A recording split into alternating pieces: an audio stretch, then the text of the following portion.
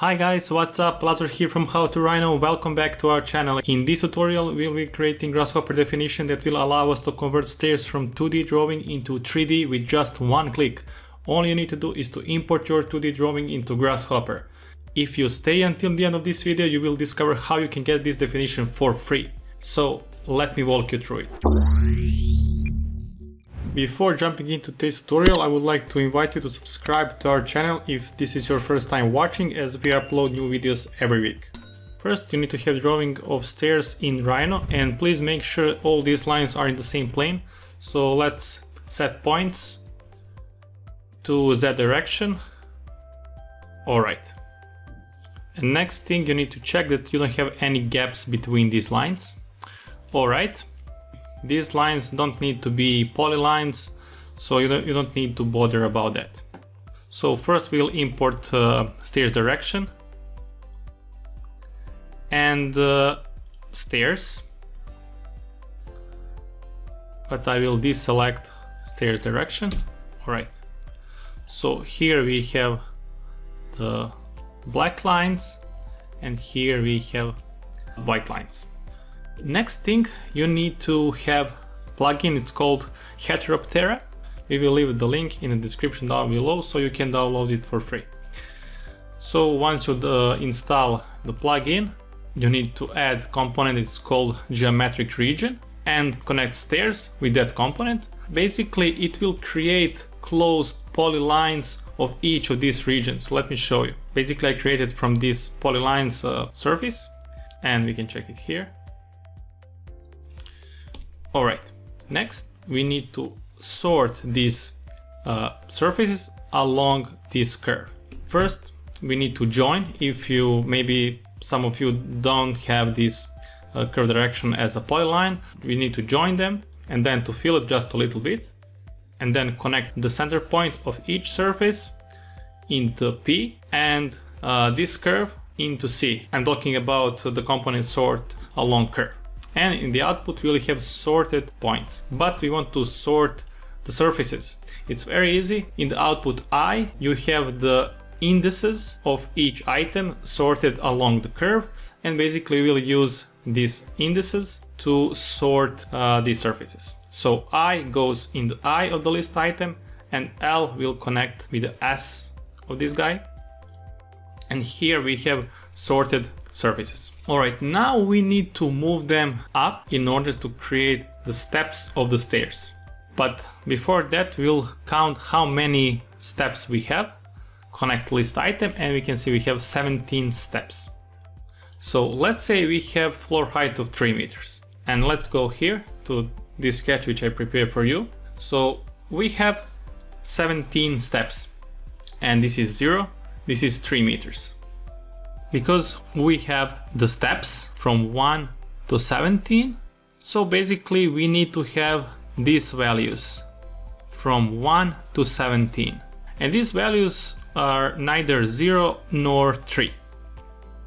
So we'll create first domain from 0 to 3 and divide into 18 divisions.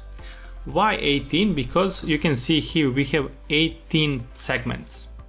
So it means that we'll take a domain from 0 to 3 meters and divide into 18 segments. So once we divide domain from 0 to 3 into 18 segments, we will get 19 values from 0 to 3. This will be the first value, then 17 values which we'll need for our steps, and this one will be the last one, the 19th value. This will be the first. So once we have these 19 values, we will remove the first one and the last one. In order to have these 17 values, we have here 17 values to position our stairs. You can see here, these 17 values we need. Once we construct domain from 0 to 3, we will, so if you remember, I said we'll need to divide into 18 segments, so that's why we need to set x plus 1, and we will get 19 values.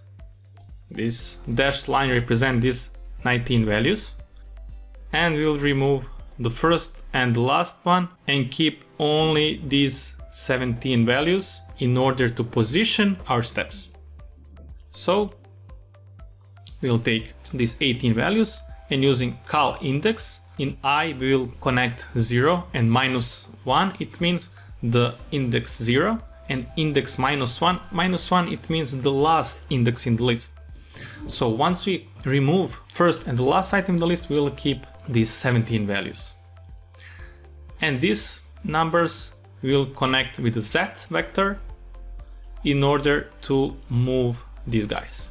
So let's check.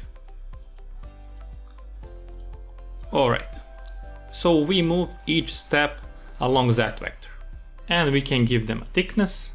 So let's say we'll extrude for 0.05 and we'll extrude them along Z negative direction and get these 3D steps.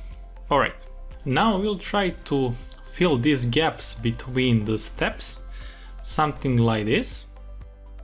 So we'll take this line and to extrude something like this, and we'll fill this gap and then also make something like this.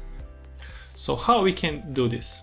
First, we'll extract this line because we have, once we moved this along that axis, we'll extract this one and move for the thickness of each step and then extrude for the height of the steps.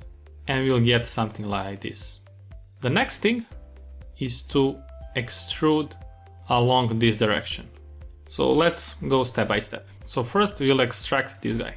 We'll take these surfaces, but because we don't know the index item of each segment we need, we'll explode the curve and sort them along curve direction. Because we need first point to sort, we'll find the, let's say, middle point of each segment and sort along the same curve we sort initial surfaces. So the same curve we'll use, and once we have the indices, we'll connect with the list item of each segment of the curve. And here we have sorted segments of the curves. And we'll take the one with the index 0. And you can see how we extracted this item. Now we will move them along -z direction for the value of 0.05, which is the thickness of each step. Alright. Once we moved, we will extrude along same direction, but the value of the height of the step. Something like this. There is one small trick. You can see the extrusion of the first step doesn't have the same value as the rest of the steps. Here we extruded for the height of the step, but here we extruded the height of the step. Let's say this is h, and this is the thickness of the step, which is, let's say, x. So the first one we extruded for the h minus x, and the rest of them we extrude for the value of 0.05, which is extrusion value of each step. So how we can create the list something like this? First we'll create the list of the height of the steps, which is 0.166667. I got this value using the first item here, or with the index 0, and connect with the repeat date. So this goes in the D input, and L, because we have 17 steps, we connect the list length from the initial surfaces, and it goes here. Alright, so here we have the list of 17 values of the height of the step. But we should change this value for the height of the step minus x is the extrusion factor of the step. So we will take this item and subtract with the value of 0.05 and get the value for how much the first item in the list should be extruded. The rest of them should be extruded for the height of the step. So somehow we need to replace this value with this one. And for that we'll use component replace items. So in the L we'll place the list, and so in the caps lock I will connect the value, and in the small letter I will connect which index will be replaced. So the index 0 should be replaced with this value, and we can see here. And I drafted the list because we need for later, but you can see the first item is 0.11667 and the rest of them are the values for the height of the step, which is this one. Alright, once we have these lines, we will extrude along -z directions for these values, and we can see it here. Alright, now we should extrude them along this direction. So each of these surfaces we should extrude along this direction.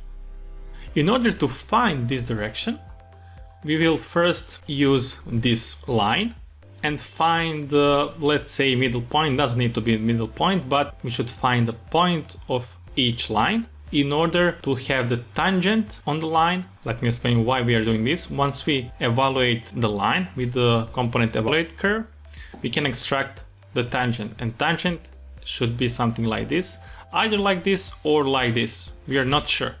They are randomly flipped. I don't know, that's how Grasshopper works. So we need somehow to find this vector. So in order to do that, we'll find the tangent. I'm not sure how they're distributed, but let's say something like this. And we'll take vector z in order to create the normal vector to these two guys. Using component cross product, it will find the normal vector to these two guys. So for instance, normal vector of these two will be in this direction, but normal vector of these two guys will be this direction. Since we need only this direction, somehow we need to find the best way how we can find it, and we can do it by reversing vector. So we'll take this green vector and reverse it, also this vector and reverse it in the opposite direction, this vector and reverse it in the opposite direction, and so on. We'll have two different vectors in the opposite directions, and we need to find only these vectors. Using these two vectors, we'll create SDL line and find the endpoints of each line and say, okay, which of these two endpoints is closer to the center point of the surface. Surface, I mean these guys. This initial surface which we moved along that vector. So we found the center point and calculate the distance. You can see we have two distances in each branch. And first we'll sort the distances and extract only the first one in the sorted list. So once we sorted the list, we extracted only the closest distance, and we'll create a pattern of true and false. Using this pattern, we will call the vectors. Let me show you vector preview. This vector, let's say this point, and we can see here how we extracted only the vectors in this direction which we need. So using this vector, we will extrude these surfaces. Check it here. Using amplitude, we can add for how much we want to extrude each surface and get something like this. If you want to extrude a little bit more, you can bump this slider up, something like this. All right. And the next thing we can do is to extract the front face of each step. So we'll take this front face and extrude along the opposite direction of the direction we used previously in order to have something like this. So in order to find the front face of each step, we need to take these guys and to deconstruct brep in order to find the front face. So we'll find the center point using area component and say, okay, which of these centers is the closest to this point? This is the point which we used evaluating these lines. So, okay, we have the distances, we sorted them, extract only the smallest distance, and using equality we'll get true and false in order to find the position of the closest distance in the list. And using this pattern we'll call the faces of deconstructed BREP. And we'll turn this off, and here we should see only the front faces. And then we're going to extract using the reversed vector we used here. So this vector I will connect with the amplitude and then reversed, because this time we will extrude them along opposite direction. So we'll reverse the vector, turn this on, and we have this part here. In order to merge this guy and this guy, we'll use component solid union, we'll flatten them, they will be in the 1B rep. I will turn this off, and if you want to remove this connection line, you can use component merge faces. I will turn this off, and the connection line will disappear. Quick announcement, guys. First 30 people who leave a comment will get project files for free. Alright guys, and if you want to create the opposite direction of the stairs, so something like this, we need to mirror it. How we can do it? So basically we'll take the steps and this side part and connect with the entwine component, find the bounding box in order to create the center point of the bounding box. And once we have the center point, we can create this plane, because along this plane we'll mirror our stairs. So we have the origin point of the plane, and we just need to have this line. We can say, okay, let's extract some of these steps, but not just this big one. So let's extract some of these steps and then explode it, sort its segments based on their length, and extract the two segments that have the larger length, this one and this one. And then let's say find the middle point, and this will be the vector. Once we have this vector, we will add that vector, and using these two vectors and this origin point, we will create the mirror plane. So here I sorted these surfaces along their area, and we will take the first one, let's say this guy, extract its segments. We will take the first two. Every time you sort something, it will have ascending order. So that's why we need to reverse the list in order to have descending order. And the first two items we will extract in order to have this plus slot. You can add by zooming in, and you can add as many slots as you want. So we'll take 0 and 0 plus 1, which is 1, find their middle point and create the vector. Using this vector, as I said, and the z vector and the origin point, we created the mirror plane. And the last thing, connect these guys with the mirror component and the plane, which will be this one. Here we have mirror geometry.